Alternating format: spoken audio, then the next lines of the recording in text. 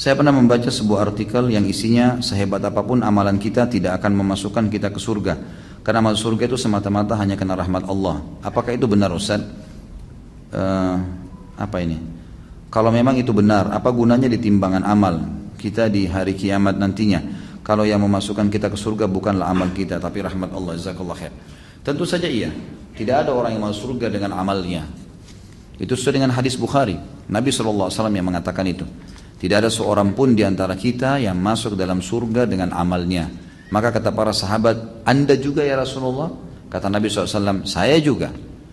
Tapi Allah telah memberikan rahmatnya kepadaku. Memang untuk masuk ke surga, rahmatnya Allah. Gitu kan? Mau contoh rahmatnya Allah, sekarang antum berbuat dosa 50 tahun. Tidak ada amal solehnya. Tidak sholat, mabuk, mencuri, segala macam. Lalu antum taubat di umur 51 tahun, pas tobat setengah jam meninggal. Bisa masuk surga nggak? Masuk surga. Enak nggak ini? Enak benar itu. Hah? Ya, yang buat dia masuk surga apa? Ada amal? Rahmatnya Allah Subhanahu wa taala, gitu kan? Antum juga biar beramal 50 tahun, ya. Tahun 51 meninggal dunia. Apa jaminannya amal antum ikhlas, tulus, khusyuk? Ada jaminan? Selama ini mengkhayal terus kalau sholat, gitu. Rahmat Allah itu.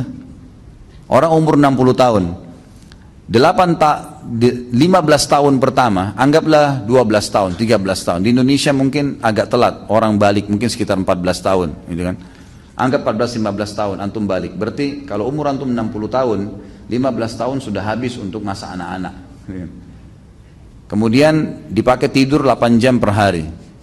Kalau kali 60 dikurangi jumlah 24 jam per hari, kurang lebih 20 tahun antum habiskan untuk tidur. Berarti dari 40 tahun tadi, maaf, 60 jadi 45. 45 dikurangi 20, sisa 25. Ya. Waktu bekerja 8 jam per hari, habis lagi 20 tahun untuk bekerja. Sisa berapa umur antum untuk sholat malam, untuk ibadah, ya. Itu pun kalau orang tidak melalui maksiat, melalui amal terus, gitu kan. Yang jelas ada sebuah riwayat Bukhari menjelaskan, ada satu orang dari Bani Israel dulu, ibadahnya luar biasa, 500 tahun ibadah. Tidak pernah interaksi sama orang, tinggal di sebuah pulau. Kata Nabi SAW, pada saat dia meninggal, Allah Subhanahu wa ta'ala berkata kepadanya, masukkan hambaku ini ke dalam surga dengan rahmatku. Lalu dia merasa 500 tahun ibadah, nggak ada dosanya menurut dia. Lalu dia mengatakan, ya Allah, amalku. Kata Allah Subhanahu wa ta'ala, rahmatku. Dia tetap bantah, ya Allah amalku, sampai 3 kali. Maka kata Nabi SAW, Allah pun berfirman kepada para malaikat, ambil nikmat matanya hambaku ini, timbang dengan seluruh amal yang dia kerjain. Mata dia pakai 500 tahun nih, bisa melihat, bisa beraktivitas, bisa segala-galanya. Itu timbang nikmat mata yang saya kasih dengan amalnya dia yang dia kerjain 500 tahun. Waktu ditimbang ternyata nikmat mata saya sudah ngalahin seluruh amalnya. Belum nikmat telinga, belum nikmat segala-galanya nih. Banyak kalau nikmatnya Allah mau dihitung. Bagaimana caranya antum mau menilai amal antum? Gitu. Amal apa yang kita kerjain teman-teman sekalian? Tidak ada amal-amal yang sederhana.